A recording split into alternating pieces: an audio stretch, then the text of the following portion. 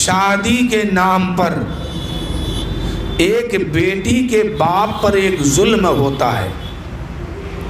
وہ ظلم کیا ہے کہ آپ اگر کہیں پر رشتہ ٹھیک کرتے ہیں، ہم لوگ کہیں پر رشتہ ٹھیک کرتے ہیں، ہم لوگ آپ لوگ نہیں بلکہ پوری قوم جہاں بھی رشتہ ٹھیک کرتے ہیں تو اس میں بہت کم لوگ ملیں گے جو جہیز نہیں لیا ہوگا، باقی سارے کے سارے لوگ لیتے ہیں، جبکہ یہ کھانا حرام ہے اور اس لڑکے کے باپ کو کچھ ملتا نہیں ہے، اس لڑکے کے باپ کو کچھ نہیں ملتا ہے۔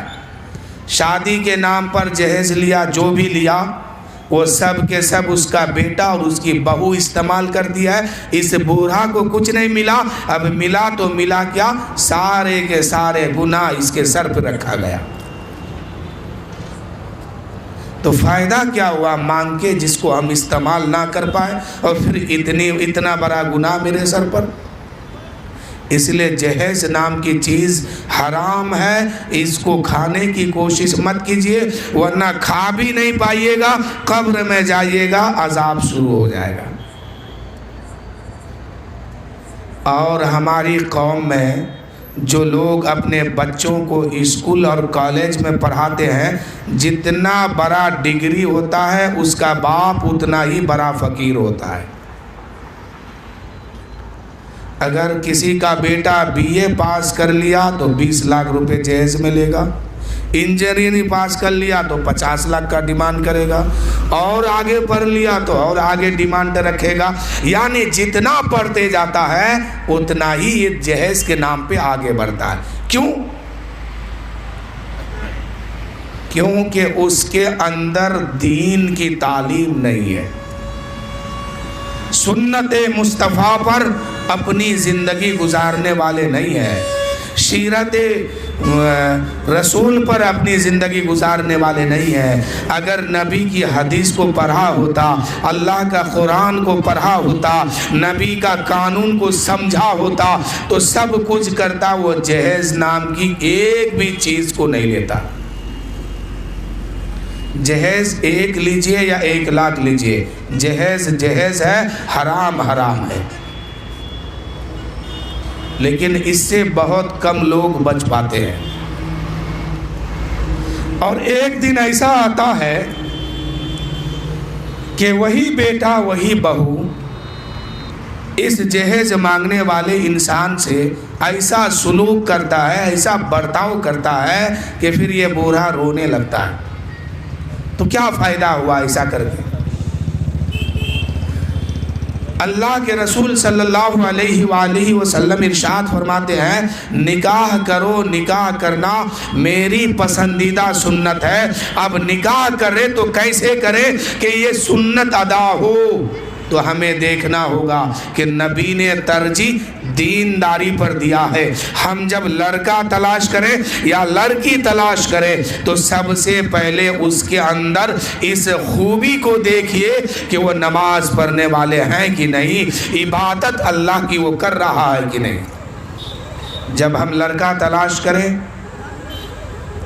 تو سب سے آسان طریقہ میں بتا رہا ہوں، آپ کسی اغوا پھگوا کے پاس مت جائیے، آپ کسی سے تال میل مت کیجئے، پہلے آپ سوچئے کہ ہم کس بستی میں رشتہ کرنا چاہتے ہیں، اسی بستی کی مسجد میں 2-4 دن جائیے، 10 دن جائیے، اس کے بعد دیکھیے کہ اس محلے کے کتنے لوگ نماز پڑھتے، کس کا بیٹا نماز پڑھنے آتا ہے، کس کا بیٹا پرہیزگار ہے، کس کا بیٹا متقی ہے، پھر اس پر نشانہ رکھیے اور ان کے گھر تک بات پہنچا دیجئے۔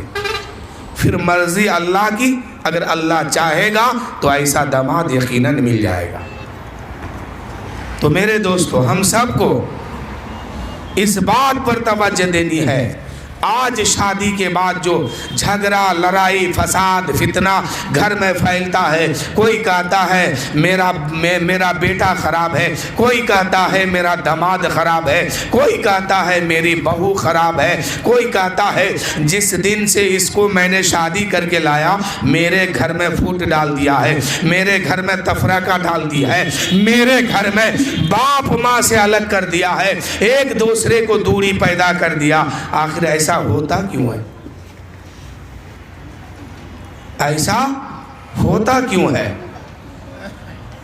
ہوتا اس لیے ہے کہ آپ ایک دنیا دار بہو اٹھا کے گھر لائے،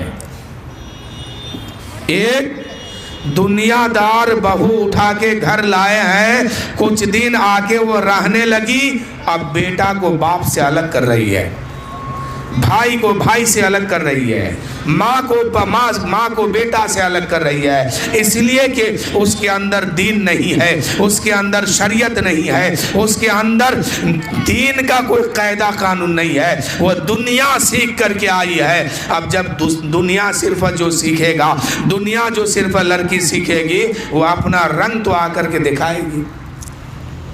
اگر دنیا دار نہیں دیندار بہو لے کے آتے اور کبھی آپس میں جھگڑا بھی ہو جاتا، وہ بہو کہتی خبردار میرے شوہر، تم اپنی ماں سے الگ مت ہو، اپنی ماں سے الجھو مت، اسی لیے کہ کچھ بھی کر لو تمہاری جنت تمہاری ماں کے قدم کے نیچے ہے۔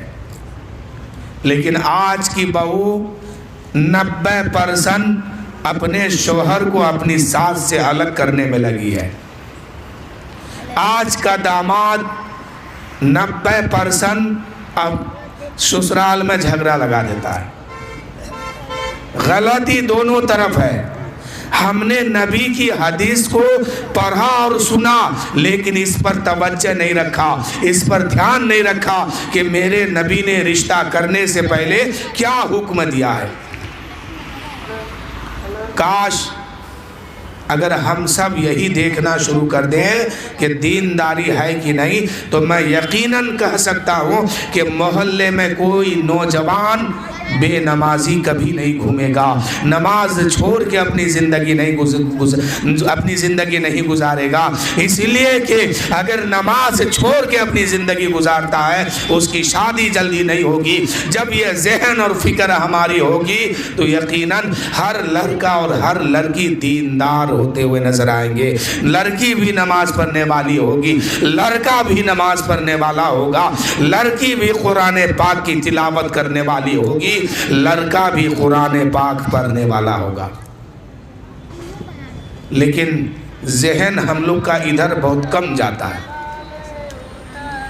لیکن جس نے اس پر ذہن دوڑایا، جس نے اس پر توجہ دی، اس کا گھر دیکھیے ماشاءاللہ وہ گھر خوشحال ہے، وہ گھر لڑائی جھگڑا فتنہ فساد سے پاک اور صاف ہے۔